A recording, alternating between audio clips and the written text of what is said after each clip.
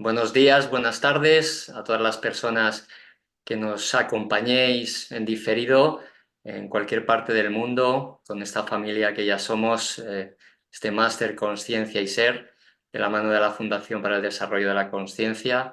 Y en este encuentro que tenemos con personas que entendemos que son resaltables, destacables para todo lo que tiene que ver con la evolución de la consciencia, pues tenemos el lujo de contar una vez más con una persona muy especial. Él es Emilio Carrillo. No me quiero detener mucho en la parte curricular de lo que hizo Emilio hace unos años, sino más bien en el hecho de que él es un servidor de Cristo Jesús, ¿no? Hemos venido a hablar realmente de Cristo Jesús. Él ha sido una persona muy prolífica a muchísimos niveles, desde la parte de la economía, la política, ha escrito muchísimos libros, muchísimos artículos, pero creo que esta parte del ego la podéis encontrar en otras fuentes. Aquí yo creo que en esta horita que esperamos estar aproximadamente, lo que nos ocupa realmente es hablar de la figura de Jesús de Nazaret, de la figura de Cristo Jesús. A lo largo de este año he tenido el privilegio de acompañarlos, tanto a él como a Lola, en un curso precisamente que ha profundizado en todas las enseñanzas de Cristo Jesús, y este es el motivo por el que le he emplazado aquí una vez más, con el ánimo no solamente de publicitar, obviamente, este curso que está lleno de una sabiduría tremenda y de horas, horas y horas de investigación, estoy seguro, sino para seguir expandiendo el mensaje de este maestro, que no es solamente un maestro, sino que es el promotor de un evento al que llamamos cristianismo, que va más allá de la religión, ¿no? Tengo aquí además el libro de Jesús de Nazaret, la sabiduría y el significado profundo de las enseñanzas de Jesús de Nazaret, escrito por Emilio y por Lola, y la verdad que es un privilegio poder beber de toda esta literatura. Son 400 páginas de pura sabiduría, de verdad, y para mí, en fin, está suponiendo un antes y un después para entender realmente lo que Jesús vino a transmitir a este plano, ¿no? A este plano 3D. Así es que bienvenido, Emilio. En fin, tengo aquí una serie de preguntas, como te comentaba, entre bambalinas, porque sí que me gustaría academizar de alguna forma todo esto que tiene que ver con la figura tan emblemática de Jesús de Nazaret. Últimamente están apareciendo muchísimas canalizaciones al respecto de esta figura tan importante, tan decisiva en el ciclo humano. No sé si estás muy de acuerdo con todos estos movimientos que se están dando. No sé de qué fuentes habéis bebido exactamente. Me consta que han sido los evangelios canónicos, pero no sé si habéis indagado en otras fuentes para hablar de una manera tan contundente acerca de Jesús, ¿no? De Jesús de Nazaret. Pues antes que nada, querido Julio, muchísimas gracias por este encuentro, por esta posibilidad de vernos, de dialogar y de hacerlo sobre algo tan enormemente importante, no como historia, sino como presente y como realidad de la humanidad, que es la figura, la sabiduría y las enseñanzas de Cristo Jesús, que efectivamente Lola y yo hemos intentado de alguna manera condensar, una labor que no es sencilla en esas 400 páginas a las que se hace referencia del libro que el pasado mes de abril la editorial Sirio ha tenido la amabilidad de publicar. Y también como hilo conductor de ese curso que efectivamente comenzamos en septiembre del 2023 y que nos ha llevado durante 12 sesiones a lo largo de prácticamente todo un año. Así que muchas gracias antes que nada. A partir de ahí, ciertamente, cuando hablamos de Cristo Jesús y observamos lo que está publicado o lo que se mueve por las redes sociales, nos encontramos ciertamente muchas canalizaciones. ¿Canalizaciones qué significa? Pues significa que las personas perciben de alguna manera determinados conocimientos, determinada información, que les viene, no se sabe muy bien a veces de dónde, pero que bueno, la perciben, la consideran real y a partir de ahí lo comparten con los demás. Ese no es nuestro método, Julio, como tú sabes, ese no es nuestro método. Desde el mayor respeto a los que lo hacen, faltaría más, quiénes somos nosotros para juzgar a nadie en absoluto, pero no es nuestro método ni nuestra metodología, ni con relación a Cristo Jesús, ni con relación a nada de lo que tiene que ver con la espiritualidad en sentido amplio. Nosotros intentamos acceder a fuentes documentadas, por así decir. Nos gusta señalar que hay que encontrar fundamentos, sobre todo porque además nuestra experiencia ya a lo largo de muchos años de búsqueda de la verdad en distintos ámbitos, es que esas fuentes existen, es decir, que esas fuentes documentadas, fundamentadas, existen, a verlas, haylas. Eso sí, requieren un trabajo de indagación, de ahondamiento en ellas, pero a verlas, haylas. Y en el caso de Cristo Jesús, sin duda ninguna, tenemos unas fuentes excepcionales que tienen que ver con lo que podemos denominar el Nuevo Testamento, es decir, el conjunto de textos que constituyen esa segunda parte de la Biblia que conforma el denominado Nuevo Testamento. Como tú muy bien has dicho, ahí están los 4 evangelios canónicos, los 4 evangelios oficiales, están también los Hechos de los Apóstoles, están distintas cartas, tanto de apóstoles como las cartas de Pablo, y finalmente todo ello culmina en el Apocalipsis. Ahí hay un bagaje de información impresionante que no está ni mucho menos, entre comillas, proveniente de una fuente desconocida, sino que estamos hablando de personas que directamente, el caso de los apóstoles, o inmediatamente después, como es por ejemplo el caso de Pablo de Tarso, estuvieron en aquella época, conocieron de primera mano la figura de Jesús y sus enseñanzas y la ponen a nuestra disposición. La verdad que esto es un privilegio. Igualmente, es cierto que hay otros textos que son conocidos como apócrifos. También tienen valor, sin duda ninguna, porque la diferencia está en que los textos canónicos son textos oficiales que las iglesias, no solamente la católica, sino el conjunto de las iglesias cristianas, desde la ortodoxa hasta las evangélicas, pasando por la anglicana, pongamos por caso, consideran como válidos. Y sin embargo hay otros textos, los apócrifos, que no lo consideran parte del corpus oficial de enseñanza de Jesús. Pero en cualquier caso, esos evangelios y esos textos apócrifos están ahí también, el de Bartolomé, el de Tomás, uno que se atribuye a María Magdalena, están ahí. Y nosotros lo que tú lo sabes, porque lo hemos hablado a lo largo del curso, nosotros lo que sí hemos comprobado es que las enseñanzas de esos evangelios apócrifos, de esos textos apócrifos e incluso de manuscritos que han aparecido más recientemente, por ejemplo, los famosos manuscritos del Qur'án, del Mar Muerto, ¿no? No solamente no contradicen, sino que afianzan la información que se nos da en los textos oficiales. Con lo que para nosotros eso ha sido también de un gran valor. E igualmente, y por último, Julio, hay una gran cuestión que aparece por sentido común. Oye, y esos textos oficiales o incluso estos textos, por así decir, apócrifos, después de 2000 años, no han podido ser objeto de manipulación, de cambios interesados, ¿no? Con estas religiones que se institucionalizan, que caen en tantas redes de intereses creados, de luchas de poder. Ahí no ha podido haber algún tipo de manipulación. Pues bien, para nosotros la prueba del algodón está en el estudio de los denominados padres de la Iglesia. Es decir, dentro de nuestra labor de indagación hemos estudiado obras de esos padres de la Iglesia que curiosamente en algunos casos son obras que no han sido encontradas ni publicadas, sino en el siglo XIX y en el siglo XX. Por ejemplo, es el caso de Orígenes, una figura fundamental del cristianismo primigenio que vivió a caballo entre el siglo II y el siglo III.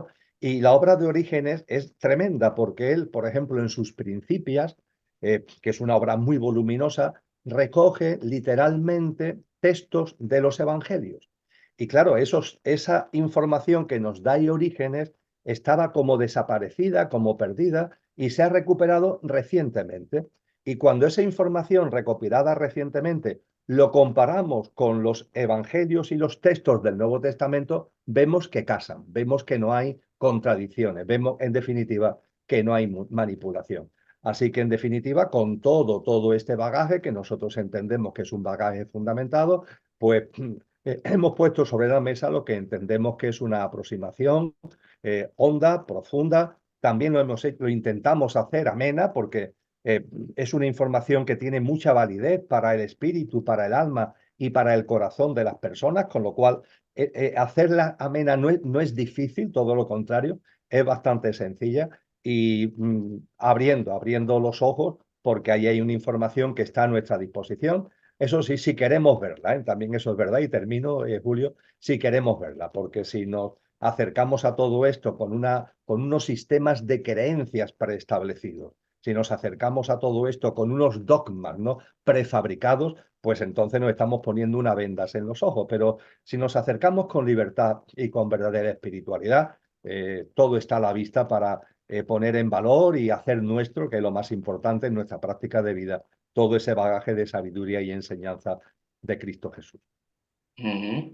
Muy bien, quería de alguna forma señalar esta parte de investigación realmente academizada y sin desdeñar efectivamente ningún tipo de canalización ni nada de lo que se ha dicho al respecto de Jesús, porque como bien sabrás, bueno, se comenta también que Jesús de Nazaret realmente no murió en la cruz, que se fue al sur de Francia, concretamente a un pueblecito que se llama René de Château, que estuvo allí con María Magdalena, incluso que tuvo hijos, una hija que se llamaba Sara. En fin, tenemos una figura de Jesús oficial y otra extraoficial, ¿no? Al final han pasado muchísimos años, pero sí que me gustaría saber cuál es tu opinión al respecto, o por lo menos que la digas para los amigos del Máster Consciencia y Ser, ¿no? Al respecto de todo esto que se va moviendo, ¿no? Estamos siendo testigos de un movimiento consciencial brutal. Yo creo que estamos a las puertas de un nuevo paradigma de la realidad, si no se ha dado ya, para poder vivir a través del alma, como bien dices tú, luego ya tocaremos esto, y no solamente a través de la mente abstracta. Pero sí que me gustaría poner pies a todo esto, ¿no?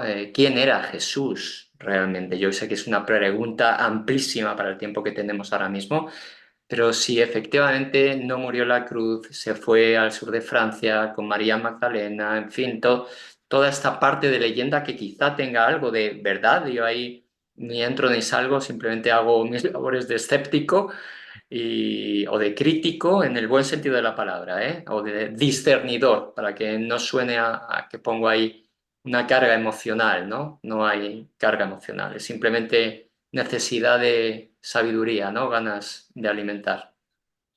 Ciertamente, Julio, este tipo de consideraciones sobre Jesús no deben ser dejadas a un lado. Hablábamos antes de acercarnos a la figura, a la sabiduría y a las enseñanzas de Cristo Jesús con la mente abierta, sin dogmas ni sistemas de creencias que nos venden los ojos. Y a ese respecto, todo eso que tú acabas de resumir sobre esa posibilidad de que Jesús no muriera en la cruz, que tuviera una relación de matrimonio con María Magdalena, que tuviera hijos, que viviera incluso en el sur de Francia, en el tramo final de su vida, porque no habría muerto en la cruz. Todo ese tipo de cosas, en lugar de rechazarlas, lo que hay que hacer es, primero, analizarlas con la mente y después dejar que nuestro corazón y nuestra dimensión interior, nuestra dimensión espiritual, vaya como tamizando toda esa información. En ese sentido, hace ya 20 años preparé y publiqué un libro, concretamente apareció en marzo del 2005, va a hacer por tanto pronto 20 años, que tuvo como título Los códigos ocultos. Y en los códigos ocultos hay un capítulo sobre el verdadero cristianismo. Y creo recordar que es el capítulo segundo del libro, un capítulo extenso. Y en ese capítulo segundo de los códigos ocultos me detengo en todo esto. ¿Por qué? Porque hay que detenerse. Hay que detenerse porque esto no es solamente algo que diga personas indocumentadas, sino que también lo han puesto sobre la mesa personas que han hecho una labor de indagación. Por ejemplo, hay un libro que tiene ya también varias décadas, que tiene como título El Enigma Sagrado. Es un libro de indagación de varios periodistas, de donde, por cierto, el autor famoso Dan Brown, el famoso autor del Código Da Vinci, que maneja todo este tipo de cosas que estamos ahora compartiendo, de dónde bebió. Sin ningún tipo de duda, la novela El Código Da Vinci bebe mucho de esa obra, que no es una novela, sino que es un ensayo extenso que tiene como título El Enigma Sagrado. Y sobre todas estas cuestiones, en ese libro de los códigos ocultos, yo me hice eco. No tanto para decir que es así, como para poner en evidencia la posibilidad de que sea así. La posibilidad de que Jesús de Nazaret no falleciera en la cruz, porque se dan una serie de circunstancias, el hecho de que su cuerpo se ha bajado de la cruz tan rápidamente, el hecho de que se le dé una especie de brebaje que los evangelios hablan de un vinagre, ¿no? Pero da que pensar, ¿no? El que se lee ese brebaje cuando está en la cruz, el hecho de que Nicodemo, un gran rabí que se hizo seguidor de Jesús, apareciera en escena con 100 libras de mirra, que es una cantidad inmensa de mirra, que como sabemos actualmente y se sabía también en aquella época, es un desinfectante, ¿no? Entonces, bueno, tanto desinfectante para qué, ¿no? Entonces eso da que pensar, ¿no? Oye, puede ser que realmente Jesús no muriera, que lo bajaran de la cruz antes de morir, que inmediatamente lo atendiera, ¿no? Para recuperarlo. Y puede ser que después de esa recuperación, por razones obvias, se fuera a otro lugar a vivir y que ese lugar fuera el sur de Francia, porque estaba en el extremo contrario precisamente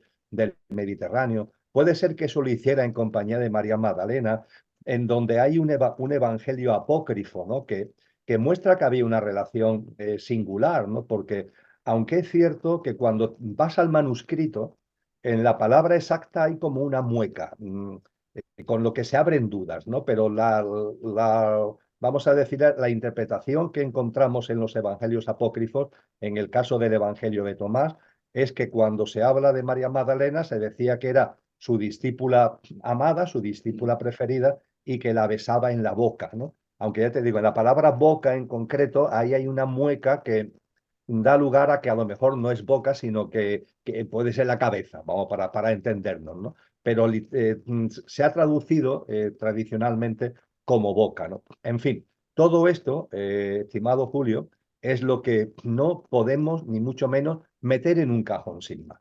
Este tipo de cosas hay que valorarlas, tienen un sentido, tampoco de ninguna forma afectaría el hecho fundamentalmente una figura maravillosa a la que te adelanto que Lola y yo hemos decidido dedicar una indagación que va a durar por lo menos un año. Nos hemos fijado el verano del 2025 para concluirla porque entendemos que es una figura humana y espiritual que por unas cosas o por otras, tanto porque se le acusó falsamente de prostituta, una mentira que incluso ya la propia Iglesia romana, que ha sido la que ha difundido esa mentira, ya reconoció su falsedad, ¿no? Pero también ahora en la New Age, ¿no? En el supermercado espiritual, también se le introducen una serie de comentarios que yo diría que son demasiado modernos y que nos hacen olvidar posiblemente la sabiduría como sabia que tenía este apóstol, porque fue un apóstol sin ningún tipo de duda de Jesús. Pues bien, todo esto en definitiva, que a lo que iba Julio, no me quiero desviar, esto hay que tenerlo en cuenta. Y todo esto, por ejemplo, yo en su momento consideré que era oportuno sistematizarlo, ordenarlo y darlo también a conocer como posibilidad, no como seguridad, sino como posibilidad. Ahora bien, eso fue en un texto que se publicó en el 2005. Por tanto, su elaboración se hizo entre el 2003, 2004, han pasado 20 años. Y claro, 20 años después, en mí ha habido muchas experiencias, muchas vivencias, ha habido nuevas lecturas, ha habido nuevos encuentros, ha habido nuevos documentos y mi percepción en estos momentos es que sin, sin de ninguna forma rechazar nada, eso no se atiene a la verdad de Cristo. Creo que lo que sí se atiene a la verdad de Cristo es fallecimiento en el Gólgota. Y esto solamente se puede aseverar cuando, analizando la sabiduría de Jesús y el porqué del evento crístico, solo cuando por fin se logra percibir el calado, la envergadura de lo que es el evento crístico, se puede comprender también la importancia ineludible del fallecimiento de Cristo en la cruz, el fallecimiento físico, por todo lo que conlleva de evento, por todo lo que conlleva de hito, y por todo lo que se pone inmediatamente en marcha a través de la resurrección y de la ascensión, que marca un antes y un después en la historia de la humanidad. Y ese antes y después, como evento, como hito histórico, no se hubiera dado, ahora seguro que tendremos ocasión de profundizar al respecto, si no se da lo que algunos autores han llamado el misterio del Gólgota, y que tiene que ver con el hecho de la consumación de una vida que es perfecta, porque la vida de Jesús de Nazaret espiritual, consciencialmente, es absolutamente ejemplar, y que muestra su ejemplaridad hasta el extremo de las circunstancias más duras y más adversas. Porque el tema de la crucifixión, del martirio que fue acompañado, ¿no?, de la agonía tan tremenda de tantas horas que vivió en todo lo que conocemos como la pasión, no es un tema de masoquismo, no hay que ponerlo en valor desde el punto de vista del masoquismo, ni desde el punto de vista a veces, como hacen las religiones dogmatizadas, de sublimar el sufrimiento. No, no, no. Se trataba de que la vida perfecta que Cristo lleva a cabo tenía que ser perfecta, demostrando plenamente su nivel de perfección, incluso con el viento totalmente en contra, incluso en las circunstancias más duras y más extremas. Y desde luego, lo que fue la agonía, la pasión, la agonía y la muerte en cruz de Jesús de Nazaret, esto lo plasma de una forma absolutamente clara. Y dicho todo esto, la percepción que yo creo que sin vendas en los ojos tenemos que contemplar es que Jesús de Nazaret, lo más importante, fue un ser humano, que eso es fundamental tenerlo en cuenta, no es un alienígena, no es un extraterrestre, es un ser humano. Eso sí, un ser humano, todos tenemos un alma encarnada en cada uno de nosotros, hay un alma propia en ti, hay un alma propia en mí, en cada uno hay un alma diferenciada, individualizada, y la diferencia está en que el alma que encarna en Jesús de Nazaret es un alma que tenía ya un bagaje de reencarnaciones que había posibilitado que fuera un alma que había llegado al nivel máximo de autoconsciencia. Es decir, podríamos decir de una forma gráfica que el alma de Jesús de Nazaret ha sido el alma más plena y elevada que ha encarnado en la historia de la humanidad. Y a partir de ahí, ese alma que con una trayectoria de reencarnaciones llega a ese culmen de nivel de aceite, que diría el propio Jesús de Nazaret, utilizando la metáfora del alma como lámpara de aceite, que llega al culmen del nivel de aceite, esa encarnación en Jesús de Nazaret no solamente es que tenga ese potencial del alma más elevada que jamás ha encarnado, sino que lo hace real. Y esto es enormemente importante, lo hace real. Porque claro, puede ser que nuestra alma tenga unas cualidades, tenga un nivel conciencial, pero después, una vez que estás aquí, los avatares de la vida te pueden llevar por un sitio o por otro. Entonces, lo que sabemos de Jesús de Nazaret, de lo que es su vida, no son muchos datos. Tenemos algunos datos de su nacimiento, una escena cuando tenía unos 12 añitos en Jerusalén, pero después no sabemos nada, ni en los evangelios oficiales, ni en los evangelios apócrifos que nos deben merecer consideración. No hay ningún dato. El dato aparece cuando tiene prácticamente 29 años. Son los años perdidos de Jesús de Nazaret, desde los 12 hasta los 29. Se llaman así coloquialmente, los años perdidos. Y ciertamente en las canalizaciones que tú citabas hay información sobre esos años perdidos, que si estuvo en un sitio, que si estuvo en otro, que se aprendió de una escuela, que se aprendió de otra. ¿Dónde está recogido esos encuentros, esas enseñanzas? En ningún sitio, son canalizaciones. Y como decíamos antes, nuestro mayor respeto. Pero ojo, que no nos despisten de lo fundamental, porque lo fundamental no es lo que hizo o dejó de hacer, o quién estuvo o quién dejó de estar durante esos 17 años, sino que no hay duda, porque eso sí está perfectamente documentado, que cuando tiene 29 años el alma, esa gran alma, ha plasmado todo su potencial. Y lo ha plasmado hasta el punto de que recibe la fuerza crística. La precipitación de lo crístico se produce en Jesús de Nazaret y se transforma de Jesús en Cristo, mereciendo por tanto el apelativo de Cristo Jesús. Esto es lo realmente importante. Ujú. Y claro, cuando todo esto vamos atando piezas, pues con, insisto, no con dogmatismo, sino con la mirada abierta, pero van encajando las piezas de un modo que nos van permitiendo poner las cosas en su sitio y la figura de Jesús de Nazaret con la trascendencia y la sabiduría que sin ningún tipo de duda ostenta. Eh, Fenomenal, Emilio. Sí, pues precisamente te has adelantado a una de las respuestas que quería, bueno,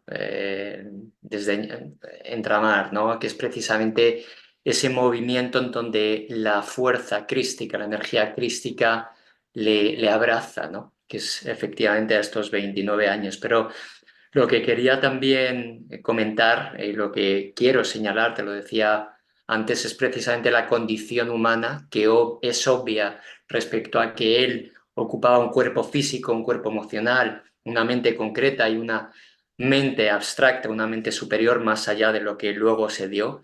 Él incluso en la pasión, ¿no? Cuando está crucificado, él mismo hace referencia hacia su sed, ¿no? Este tengo sed. Y no solamente esto, sino antes de comenzar con toda esta tortura, ¿no? Dice claramente, Padre, aparta de mí este cáliz, ¿no? Sabiendo, intuyendo de alguna manera lo que se venía, con lo cual él entendía perfectamente que iba a dolerse, ¿no? Que iba a recibir un trato por parte de todas estas personas que fueron absolutamente perfectas en la evolución de todo aquello que al final se dio para que emergiera esa fuerza crística, ¿no?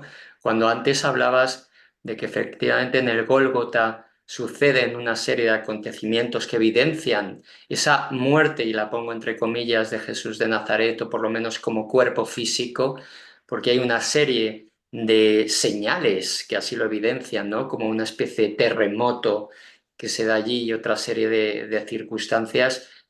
Sí nos podemos hacer eco de que ahí ocurre algo, ¿no? Más allá del el brebaje que comentabas, que pudiera ralentizar su corazón tanto que así fuera, que pudieran entender los romanos, los soldados romanos, que efectivamente había muerto, o los kilos de mirra que traía este hombre, incluso José de Arimatea, creo recordar también, que pidió que se le bajara cuanto antes para poder sepultarle, ¿no?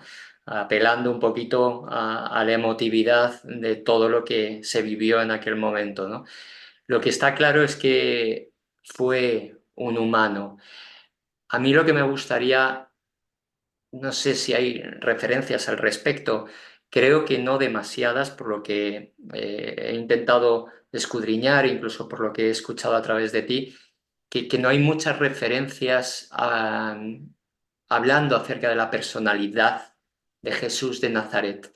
Antes de recibir la fuerza crística, la energía crística, no sé si hay algo, porque es obvio que en el momento en donde recibe esta plasmación crística a esta edad de 29 años que comentabas, y creo recordar también que es a través de su primo Juan el Bautista, ¿no? Cuando en ese momento del bautismo parece que desciende todo el Espíritu Santo a esta alma tan evolucionada, pero no sé si había referencias en cuanto al cómo era Jesús antes de recibir todo este proceso, ¿no? Antes de recibir todo este impacto, ¿no? Que termina en esos 29 años. Bueno, más bien comienza a partir de ahí el gran plan para Mm. poder darlo a partir de esos 4 años restantes en ese proceso crístico, ¿no? No sé si nos puedes hablar un poquito de esto, del humano real, ¿no?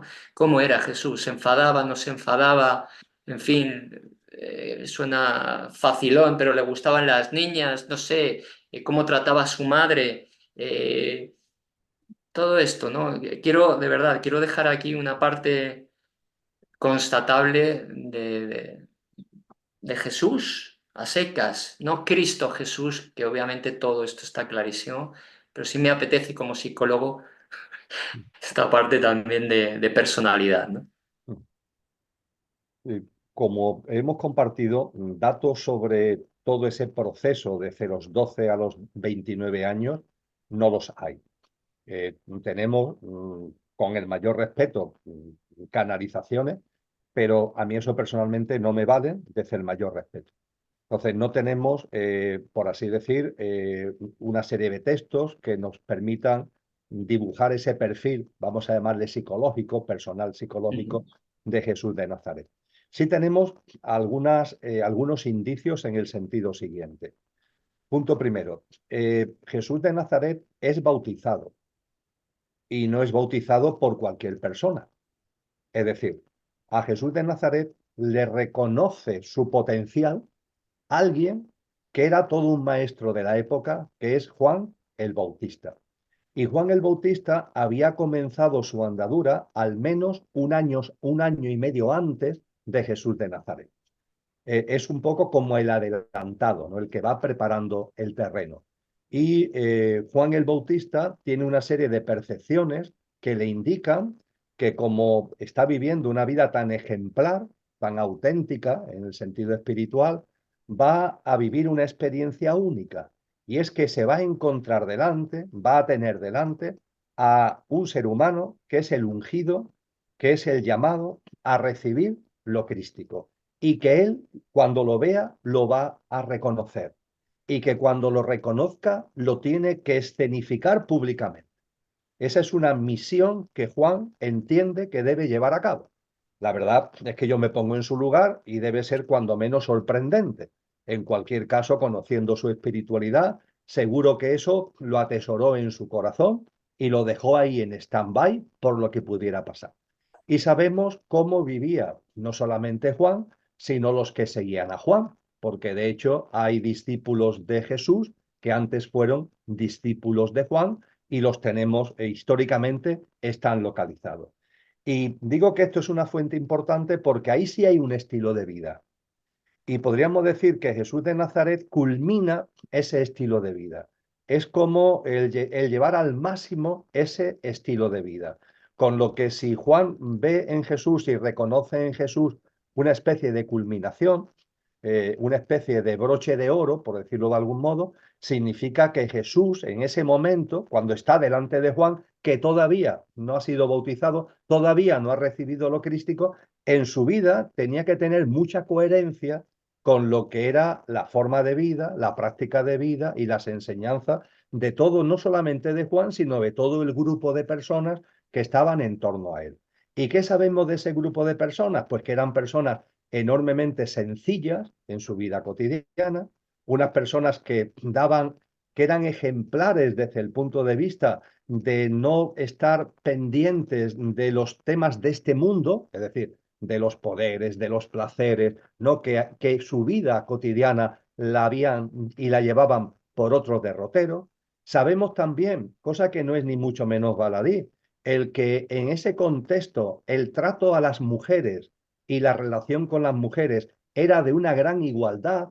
Eso también se ve después en Jesús, pero bueno, podríamos decir, oye, pero es que ya ha recibido lo crístico, ¿no? No, no, ese grupo que hay ahí en torno a Juan el Evangelista también tiene ya esta presencia de la mujer en situación de igualdad, lo cual para la época era absolutamente revolucionario, y también lo que conocemos es que eran amantes de la verdad, hasta el punto de que la verdad le costó la cabeza al propio Juan, a Juan el Juan. Bautista, que le terminaron cortando la cabeza por decir la verdad, y que eran personas de una enorme compasión, de un enorme corazón, que dedicaban permanentemente a atender a las personas vulnerables, estaban siempre al servicio de los más necesitados. Y también sabemos, por documentos de la época, que eran personas que tenían una visión hacia la vida, cosa que también en aquel momento es hasta cierto punto sorprendente, de una gran reverencia hacia la vida, a la vida en todas sus manifestaciones y en todas sus plasmaciones,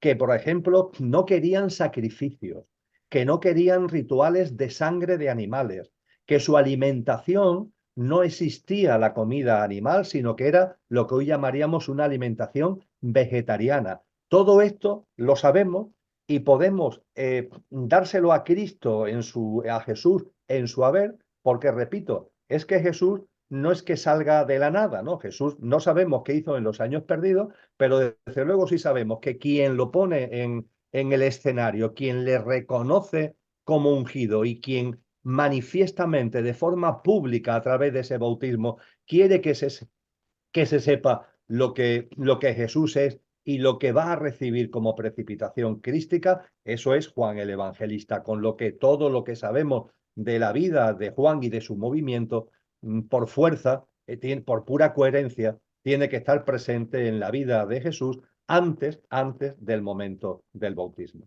Mm, fenomenal. Sí, a mí, bueno, obviamente personalmente y me imagino que a todos nos habría encantado, ¿no? Saber un poco más de esos años perdidos de la vida de Jesús, que en realidad no fueron perdidos, fueron correspondientes absolutamente para que él pudiera hacer de sus menesteres esa misión que luego desplegaría a lo largo del tiempo, ¿no? A partir de esos 29 años, ¿no?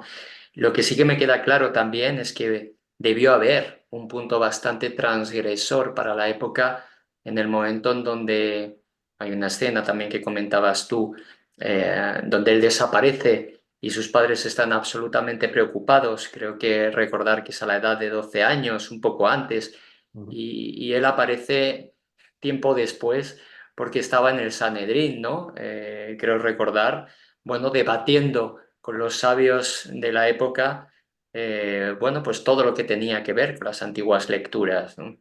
Entonces, veo un punto revolucionario sano, no tenía por qué ser tampoco violento, aunque sí que es cierto, y tú lo sabes perfectamente, que se ha apuntado también en esta dirección, ¿no? De que él pudiera ser un revolucionario incluso, incluso violento, ¿no? Cuando entra ahí también incluso a las puertas de Jerusalén y la lía en el templo, ¿no? Con los mercaderes. Al final estamos hablando en forma de parábola, en forma de metáfora, pero sí que es verdad que todo esto que estabas comentando se da ahí, ¿no? Él no quería que se comercializara con animales ni que se les llevara a sacrificios ni nada parecido, ¿no? Él vino realmente a, bueno, cristificar la tierra, ¿no? Esta es la gran enseñanza. Y me encanta todo esto que comentas y lo que he aprendido a lo largo del curso, porque hay una parte también con esta parábola de las lámparas de aceite, ahí es donde ya comienzo a aunar un poquito todo lo que también damos la formación conciencia y ser, porque sí que es cierto que hablamos de esos niveles de conciencia, sí que hablamos de esto del llenar las lámparas, ¿no? Llenar las lámparas de aceite para ser invitados, para que se abran las puertas hacia esa boda de las 100 vírgenes, ¿no? Que se comentaba. Eh, Hacías también referencia al hecho de que estamos llegando al culmen de una generación dentro de una humanidad, que en este caso es la quinta, según tu contabilidad, hablando de una humanidad en primera instancia polar, otra hiperbórea, otra que tiene que ver con los lemurianos, otra que tiene que ver con la Atlántida, otra que tiene que ver con la era axial, y por fin en esta humanidad que es la quinta humanidad de la sexta generación en la que vamos a entrar.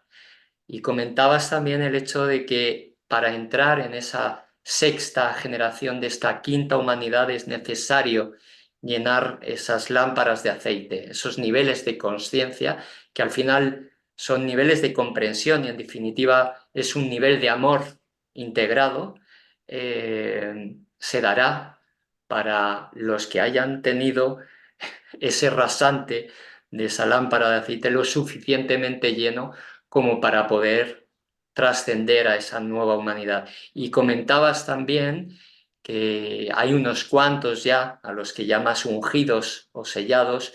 No sé si el número 144.000 es un número simbólico o tiene que ver con algo también constatable. Bueno, pues que serán de alguna forma los abridores de puertas, ¿no? Y que serán señalados por esas fuerzas involutivas también que comentabas, ¿no? Bueno, aquí tengo varias preguntas, ¿vale? Haciendo un poquito el contexto. Primera, ¿cuáles, ¿cuáles son los requisitos para tener esas lámparas de aceite lo suficientemente llenas como para poder acceder a esa sexta generación de esta quinta humanidad? Y segunda pregunta sería algo así como, ¿el mal existe, entendiendo el mal como esa parte de ignorancia egoica a la que desde el cristianismo se ha llamado pecado o alejamiento de Dios?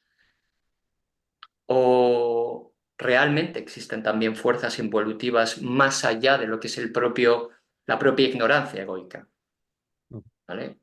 No sé si Bien. queda claro ahí. Sí, sí, queda muy claro y además te agradezco todas tus reflexiones y aportaciones. Por ejemplo, cuando recordando esa escena del niño perdido y hallado en el templo de Jerusalén, él efectivamente lo encuentra en sus padres eh, eh, hablando con los rabís, ¿no? Con los maestros del templo con una naturalidad inmensa, ¿no?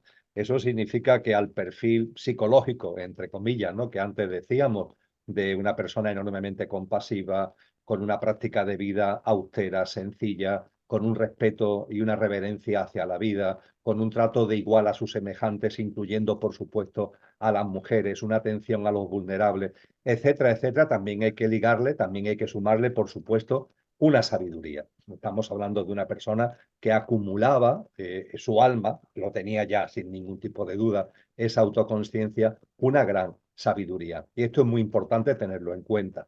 También es muy importante tener en cuenta que él, cuando ya comienza su vida pública, a partir de lo que fue el bautismo, permanentemente se encontró con esta circunstancia que tú has subrayado.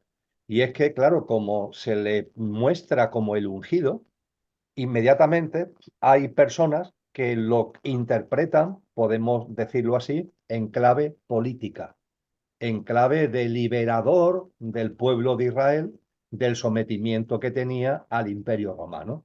Y ciertamente eso, por así decir, persigue, eso de alguna forma está ahí permanentemente en torno a Jesús durante toda su vida pública de 3 años y pico, hasta la crucifixión, fallecimiento en la cruz, resurrección y ascensión. Lo persigue. Tanto es así que él en muchas ocasiones él tiene que no hacer suyo el epíteto que le lanzan del rey de los judíos. No, él no hace suyo bajo ningún concepto este epíteto de rey de los judíos porque, claro, tiene esa connotación política que él no tiene en su misión. Él tiene una misión espiritual y en absoluto política. Y también, por supuesto, se pone de manifiesto cuando insiste en el hecho de que mi reino no es de este mundo, mi reino no es de este mundo. Al César lo que es del César, a Dios lo que es de Dios. Yo no estoy para los temas del César, yo estoy para otra cosa, yo estoy para acercar el reino de los cielos. En esto tiene que ser insistente y a pesar de que es insistente, no puede evitar que se le sigan acercando gente que de algún modo perciben o quieren percibir un papel que va más allá de lo espiritual. Y yendo a lo que has planteado en tus últimas cuestiones, es algo muy importante en la sabiduría de Jesús. Eh, Tú lo decías en la introducción. Jesús no es un maestro más. Estamos hablando probablemente del alma más potente que ha encarnado en la historia de la humanidad, que hizo suyo, plasmó en la realidad esa potencia y que recibe lo crístico, algo que está ahí, porque lo crístico está en todo el universo, es el verbo del que habla el Evangelio de Juan, pero que para que pueda precipitarse sobre un ser humano en un planeta perdido, entre comillas, en medio de este universo tan enorme, se tienen que dar circunstancias y condiciones muy particulares y muy precisas. Es algo parecido a la lluvia. Puede haber nubes, pero para que las nubes se precipiten y caigan agua, tienen que darse unas circunstancias de presión atmosférica, de viento, de temperatura, para que eso pueda producirse. Que llueva en un sitio no significa que no llueva también en otro. Digo porque puede ser que lo crístico se haya precipitado en otros puntos del universo. Eso no lo sabemos, pero no se puede descartar. Que llueva sobre mi casa no significa que no vaya a llover en otras partes del mundo. Pero lo que sabemos es que sobre la casa de la humanidad y de la madre tierra llovió. Y a partir de ahí, cuando ya Jesús es Cristo, él en sus enseñanzas, por supuesto, que pone el énfasis en una práctica de vida. Iremos a ello ahora al hilo de la lámpara de aceite y cómo llenarla que tú has comentado, que él lo sintetiza en la expresión hay que nacer de nuevo, hay que nacer de nuevo. Pero junto con el nacer de nuevo, ahora iremos a ello, es muy importante el darnos cuenta de que Cristo, que no es un maestro más, sino que es un evento, y que lo que viene con él no es una religión. El cristianismo no es una religión, es un evento único en la historia de la humanidad que marca un antes y un después, y Jesús, transformado en Cristo Jesús, pone mucho énfasis, no solamente que por supuesto en la práctica de vida del nacer de nuevo, sino que nos da unas enseñanzas únicas sobre el hecho de que este momento humano, este ciclo humano, es un ciclo que va a terminar, que no creamos que este ciclo es indefinido, no, no. Esta generación, como él dice en el Evangelio de Mateo 24, esta generación está llamada a tener un final. No nos habla del final de la humanidad, de la tierra, sí nos habla del final de este ciclo humano, de esta generación humana. Y esta expresión generación enlaza con lo que las tradiciones espirituales previas nos han ido ya mostrando. Está en los diálogos de Platón, pongamos por caso, está en toda la enorme sabiduría de las tradiciones espirituales orientales, de que esta humanidad no es la primera, de que ha habido distintas humanidades. Y Jesús lo que nos dice es que este ciclo humano que él llama una generación va a tener un final. E incluso nos advierte que ese final no está lejano, aunque también nos dice, nadie sabe ni el día ni la hora, estar atentos a las señales. Y en sus enseñanzas nos indica las señales para que podamos percibir cuándo se puede acercar el momento del final de este ciclo humano, de esta generación, para que arranque un nuevo ciclo humano que tendrá como distintivo una mayor cualidad vibracional, tendrá como distintivo una humanidad que realmente ya es una humanidad ejemplar desde el punto de vista de que vivirá no desde el personaje perecedero, sino que vamos a vivir desde nuestra dimensión álmica con los atributos y cualidades que la caracterizan. Y estas enseñanzas sobre la evolución, no de cada uno, sino la colectiva, son únicas. Y desde luego solamente encontramos en Jesús de Nazaret y en los textos cristianos que acompañan las enseñanzas de Cristo Jesús, las referencias explícitas, las referencias claras a todo lo que es ese proceso de terminación de un ciclo, el que estamos, para que arranque un nuevo ciclo humano. Y a partir de ahí también nos dice Jesús, y no todos podrán participar en el nuevo ciclo humano. ¿Quiénes podrán participar? Los que en libre albedrío lo elijan. Es decir, los que por su práctica de vida estén en situación de vivir en ese ciclo que utilizaba antes la expresión, vuelvo a usarlo, va a tener una mayor frecuencia vibracional. Incluso el cristianismo nos habla de una nueva humanidad, el nuevo ciclo humano, en una tierra restaurada. Es decir, la propia madre tierra va a vivir como una reconfiguración de elevación vibratoria. Y lo que se nos enseña en el cristianismo es que para que las almas encarnadas, es decir, para que tú, para que yo, podamos participar de esa tierra restaurada, tenemos también que restaurarnos en el sentido de que tenemos que elevar nuestra frecuencia vibratoria. Y la elevación de nuestra frecuencia vibratoria para que tenga sintonía con la nueva vibración de la nueva humanidad no es fruto de que nadie te lo diga o te lo deje de decir. No es ni premio ni castigo que nadie te dé. Eres tú contigo mismo. Eres tú y tus actos. Eres tú y tú mismo. Y a partir de ahí sí, ahí es donde emergen las enseñanzas de Jesús sobre el nacer de nuevo. Jesús nos indica con claridad que este ciclo humano va a terminar, que va a surgir un nuevo ciclo humano en esa nueva humanidad y en esa tierra restaurada, que para participar y disfrutar de esa nueva humanidad, las almas encarnadas, las personas, tenemos que tener no la lámpara totalmente llena, volviendo al símil de la lámpara, pero sí un nivel mínimo requerido para tener sintonía vibratoria con la nueva realidad vibracional en la que se puede dar. Y a partir de ahí, ¿cómo consigo echar aceite en mi lámpara? Pues el nacer de nuevo lo plasmo muy bien. Lo plasma muy bien Jesús en las prácticas de vida que nos enseña, por ejemplo, en el Sermón de la Montaña, por poner un ejemplo, en las prácticas de vida que él insiste enormemente sobre la importancia de la compasión, sobre la importancia del compartir, y hay un bagaje enorme en sus enseñanzas sobre esas prácticas de vida que tienen que ver fundamentalmente con que, primero, nos vayamos desidentificando de nuestro personaje perecedero, es decir, que nos vayamos dando cuenta de que Julio es mucho más que Julio, de que Emilio es mucho más que Emilio, y que yo tengo que dar un paso adelante para ir viendo, percibiendo, y eso sí, además viviendo en coherencia con lo que hay en mí, que hoy es Emilio, pero que antes no fue Emilio, y que habrá un momento en que tampoco será Emilio, lo que es imperecedero en el ser humano, que pongamos en valor lo imperecedero que hay en nosotros, con todo lo que ello implica,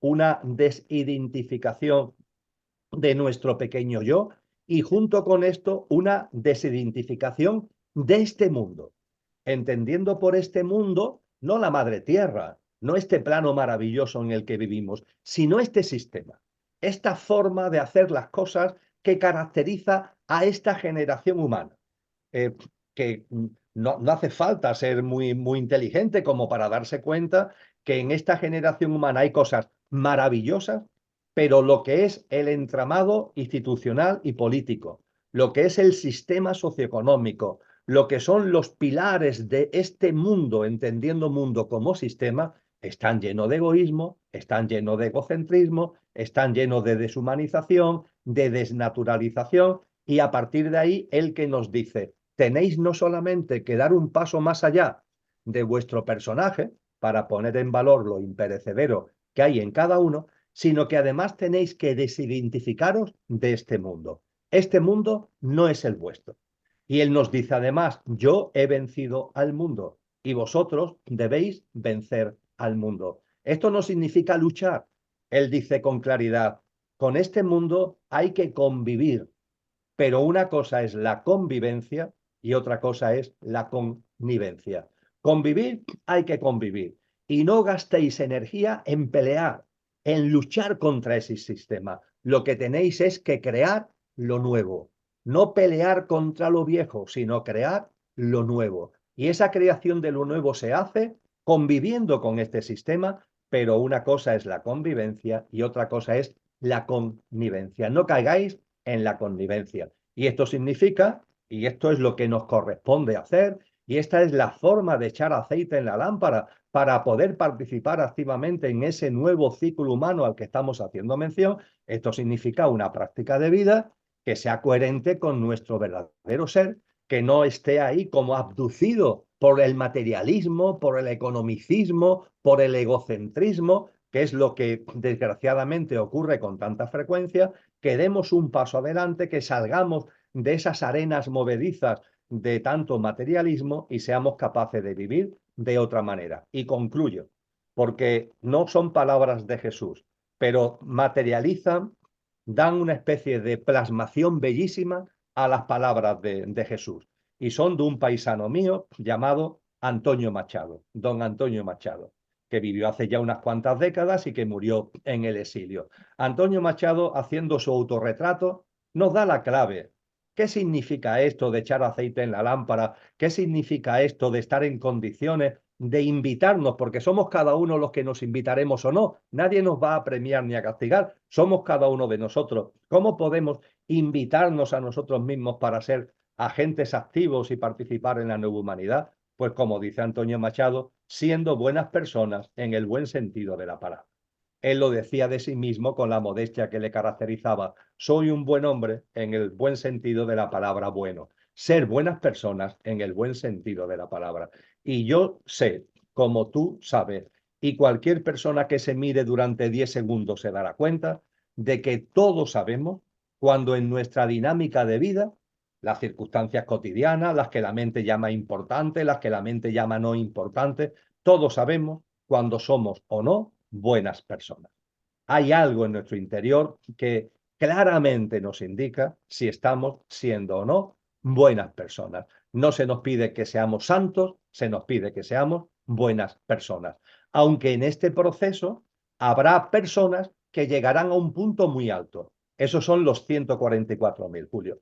Los 144.000 son aquellos que no solamente van a tener el nivel mínimo de aceite requerido para participar en la nueva humanidad, sino que son seres humanos, almas encarnadas, que tienen mucho aceite en la lámpara y son un poco como el cabeza de puente, ¿no?, de lo que es la configuración de la nueva humanidad y lo que será la propia plasmación de esa nueva humanidad. Así tenemos que entender los 144.000 ungidos o sellados que se nos habla en el Apocalipsis, y eso no supone ningún privilegio para los 144.000, sino que supone una responsabilidad y ciertamente tendrá que ver con su vocación espiritual de servicio a la vida y de servicio a los demás.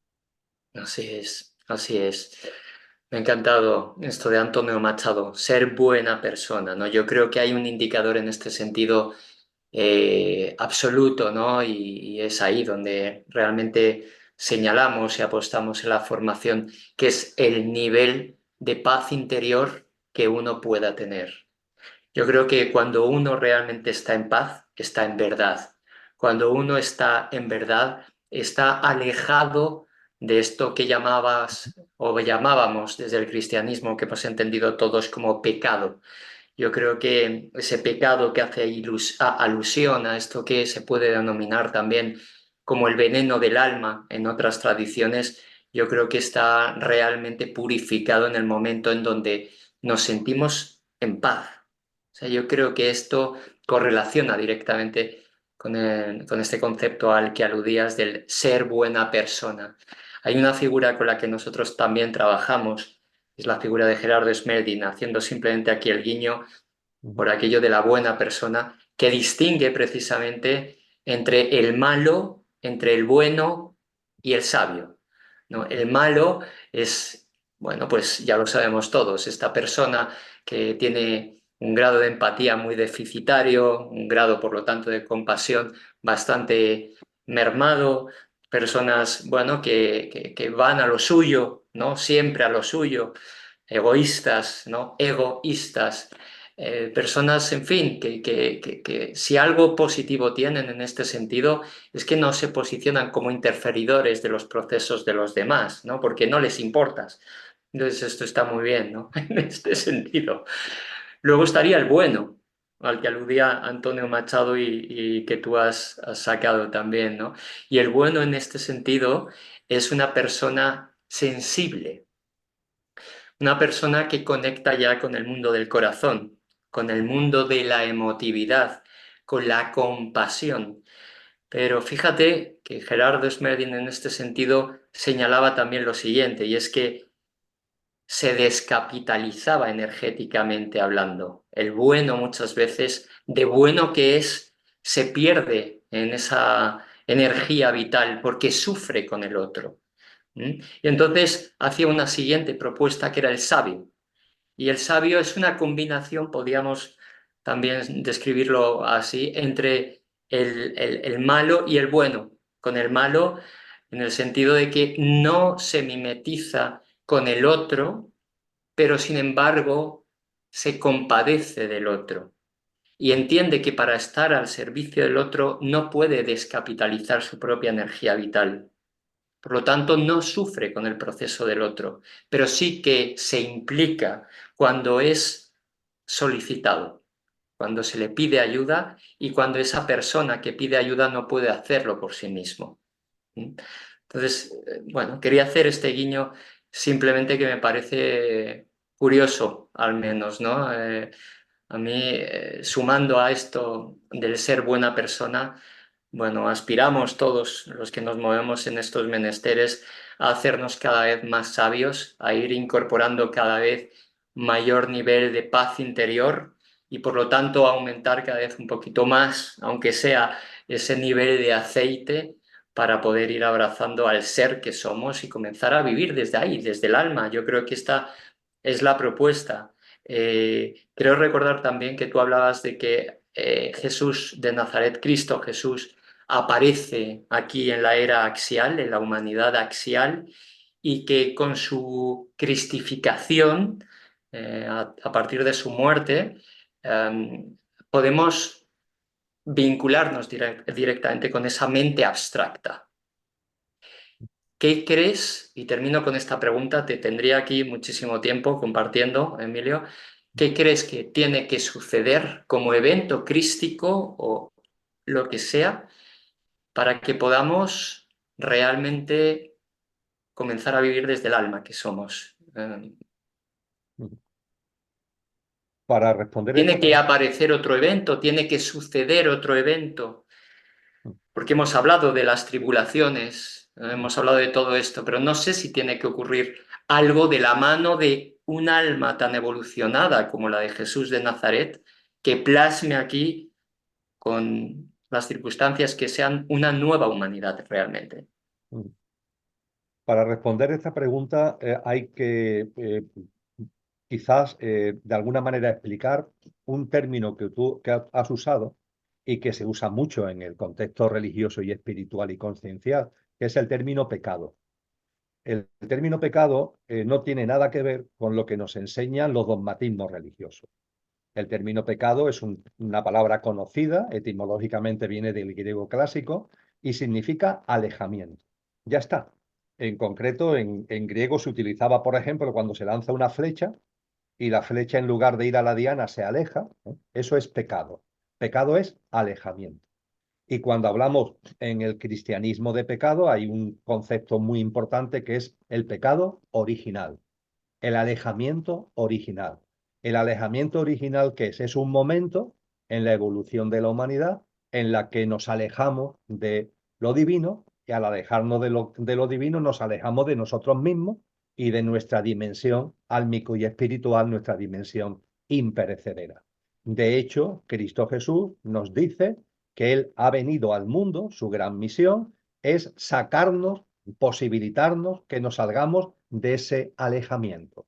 Porque claro, así se entiende que el pecado original, cuando las iglesias lo explican, eso de que viene de padres a hijos, que tú naces y el niño recién nacido tiene ya el pecado original, ¿esto qué es? Bueno, vamos a ver, si no ves el proceso de ciclo de reencarnaciones, de evolución de la humanidad, nunca lo comprenderás. La humanidad en su conjunto, por tanto, las almas que están encarnadas ahora, pero anteriormente, en reencarnaciones anteriores, nos alejamos. Y la presencia de lo crístico, el término que se usa en el Nuevo Testamento es que nos proporciona el rescate. ¿El rescate qué es? Que estamos alejados, pero que se nos abren las puertas para que salgamos de ese alejamiento, para que como los hijos pródigos que se han ido de la casa del Padre, en libre albedrío volvamos desde el impulso propio, volvamos a nuestro hogar, volvamos a la casa del Padre. Y todo esto se pone muy bien de manifiesto en las enseñanzas que nos va dando Cristo Jesús y tiene que ver con el conocimiento pertinente y el conocimiento preciso de lo que es ese término, de lo que es el significado como tal de pecado. Dicho esto, una vez que esto lo entendemos y una vez que nace en nuestro interior una vocación que está ahí, es una vocecita que está ahí como apagada, pero que se va haciendo o se debería ir haciendo cada vez más fuerte, de que lo que somos vaya apareciendo en escena, vaya haciéndose presente y que vayamos viviendo cada vez más en coherencia con eso que somos. Y a partir de ahí, eso que somos tiene como primer elemento, por así decir, el alma, el alma. El alma tiene en su centro, nos enseñaba San Juan de la Cruz, la divinal esencia, porque aquello que no tiene origen, que el diccionario llama Dios, está presente en todo lo originado y por tanto está en ti y por tanto está en mí. Esa divinal esencia, ese espíritu, está en el centro del alma y el alma es como el vehículo que utiliza el espíritu para poder estar encarnado en nosotros. Y ese alma con el espíritu en el centro tiene unas cualidades, tiene unos atributos, tiene que ver con lo que la filosofía, en particular la filosofía griega, ha llamado virtudes, ¿no? esas virtudes que tienen que ver con sabiduría, que tienen que ver con paz, la paz que tú hacías mención anteriormente, tienen que ver con libertad, tienen que ver con el bien, tienen que ver con una serie de cosas que es que llevamos dentro, forman parte de nuestra auténtica naturaleza. Y además, tú también lo has dicho, un nivel mental que tenemos que poner en valor, porque lo enseña también la psicología, tú eso lo sabes mejor que yo. En el plano mental humano hay muchas cosas y hay una parte del plano mental que es la mente más concreta, la mente más inferior, por llamarlo de alguna forma, que se ocupa de lo cotidiano y rutinario, pero tenemos también un nivel de nuestra mente que nos permite hablar a ti y a mí de lo que estamos hablando aquí y a las personas que tienen la amabilidad de estar siguiendo este encuentro, les permite también ir siguiendo los contenidos de este encuentro. Esa mente abstracta que nos dice la filosofía, que se incorpora al consciente colectivo humano en lo que se ha llamado la era axial o la gran transformación, que son los siglos previos a Cristo y que con Cristo culmina. Y dicho todo esto, ¿qué es lo que queda por hacer? ¿Qué es lo que falta por hacer? Nada. Soy categórico en ese sentido. No queda por hacer nada, Julio. Son las últimas palabras de Cristo en la cruz. Todo está cumplido. Todo lo que se tenía que hacer desde el punto de vista espiritual, álmico, ya tenemos, lo podemos decir así para que se entienda mejor, tenemos todos los instrumentos, tenemos todas las herramientas para dar el paso que corresponde, salir de ese pecado, de ese alejamiento, aprovechar el rescate que lo crístico posibilita y participar y ser agentes activos de la nueva humanidad.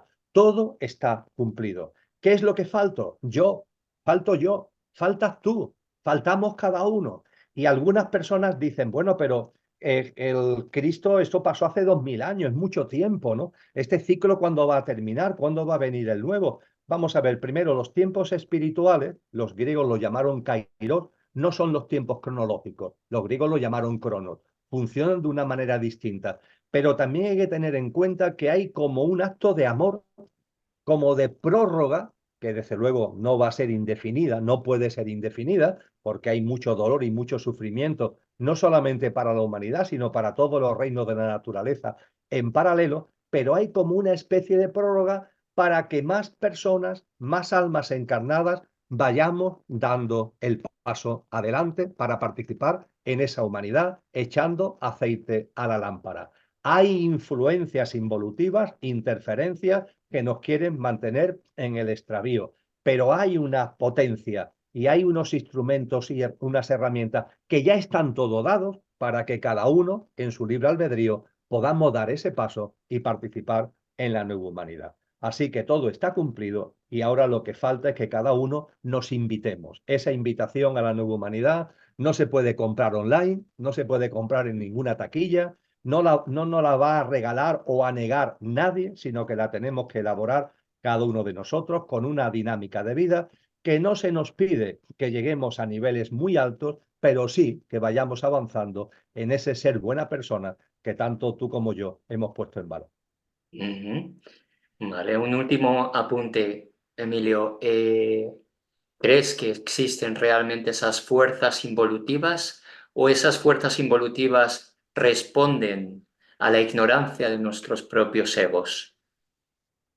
En ese sentido, yo hago mía las enseñanzas de Cristo, que son muy claras en cuanto a que las fuerzas involutivas, los seres involutivos, existen. Ujú, Existen realmente, no es una metáfora, sino que ujú, existen realmente.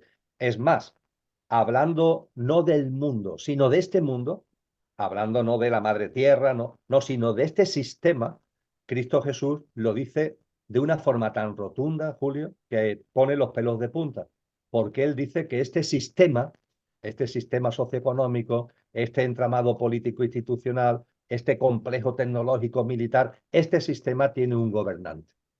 De ese gobernante dependen muchos, pero tiene un gobernante. Y ese gobernante, dice Jesús, que es Satanás. Dice Jesús que es Satanás. Y en los propios evangelios se nos pone de manifiesto que Satanás es una figura, no es una entelequia, hasta el punto de que cuando Jesús recibe lo crístico y se transforma en Cristo Jesús, lo primero que hace Cristo Jesús que es retirarse 40 días de ayuno y de oración y de meditación al desierto. Y los textos, varios evangelios, no uno, sino varios evangelios, nos narran que estando Jesús en el desierto, se le aparece Satanás y mantienen un diálogo, está ahí recogido. No es algo como entelequia, no es un diálogo preciso, donde se pone muy bien de manifiesto, además, vamos a llamarlo así, las artes que Satanás y los que lo siguen utilizan como para despistarnos. Y de hecho, intentan incluso despistar a Cristo Jesús, sin éxito desde luego, pero lo Mm. intentan. Así es que no crees que explícitamente sea la ignorancia del propio ego la que nos lleva a gestar conductas malvadas, por decirlo de algún modo, sino que crees que efectivamente existe la fuerza involutiva llamada Satán y que no, esos 40 días en el desierto no fue una lucha encarnizada de Jesús de Nazaret consigo mismo, con su propio ego, para purificarlo. La lucha encarnizada con el ego, Jesús tenía que tenerlo superado absolutamente. Si no, lo crístico es imposible que se precipite sobre él. Sí, No, ahí lo que hay es un diálogo, vamos a llamarlo así, real, como el que estamos manteniendo tú y yo, entre comillas. no Y entiendo. desde luego hay unas interferencias involutivas. Ahora bien, Julio, esto también es muy importante. Finalmente la decisión es de cada uno, ¿eh? Esto. Quizás, aunque lo podamos tomar como metáfora, pero fíjate lo que se nos dice en el libro del Génesis sobre esa humanidad que es la humanidad adámica con el tema de la manzana. Bueno, ahí aparece Satanás en forma de serpiente y lanza sus mentiras, por decirlo de alguna forma. Pero finalmente, utilizando la metáfora, la decisión de morder la manzana o no es de cada uno. No se nos obliga a morder la manzana, ¿no? Con lo que hay unas interferencias, yo diría que esas interferencias confunden, es como una niebla, pero después estamos nosotros. Y estamos Mm. nosotros para tomar la decisión, con lo que no nos podemos justificar o excusar en que como hay interferencias, yo me he dejado llevar. No, el que te deja llevar eres tú. Y junto con esas interferencias tenemos muchísimos instrumentos para todo lo contrario, para la cantidad de sabios y sabias y de maestros y de maestras que a lo largo de la historia nos han advertido y nos han convocado y nos han animado a vivir en coherencia con lo que somos, saliendo de esa dinámica involutiva. Así es, Emilio. Por eso quería apelar a esta parte de autorresponsabilidad, esta parte de libre albedrío, Por en supuesto. donde nosotros podemos morder esa manzana muchas veces impelidos por nuestra propia ignorancia, ¿no?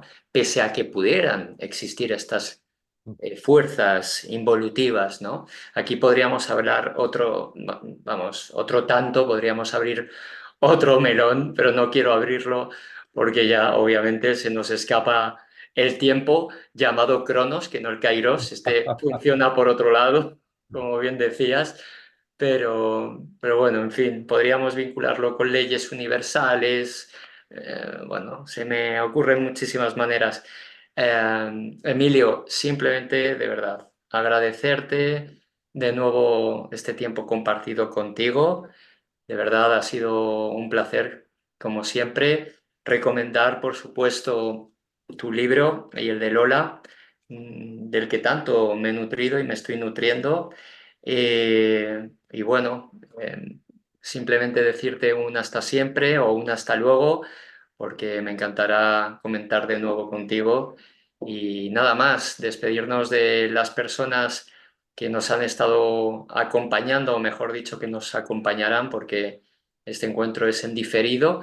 Y bueno, simplemente agradecer de corazón y seguimos en el camino, El amigo. agradecimiento es mío, querido Julio, y eso sí, decirle a las personas interesadas que el curso que hemos hablado de Jesús de Nazaret para el año de septiembre del 24 a junio del 25 tendrá una nueva edición que Vale. buscando en mi blog, El cielo en la tierra, o Ecocentro, que va a ser quien se va a encargar de la organización, el coste es muy asequible y yo creo que el Sí. material es muy potente, así que ojalá nos podamos ver allí muchas personas que ahora nos estamos viendo aquí gracias a tu ventana. Esta ventana que Desde nos luego que revoluciona sí. La figura de ampliamente. Jesús de Nazaret ha sido revulsiva.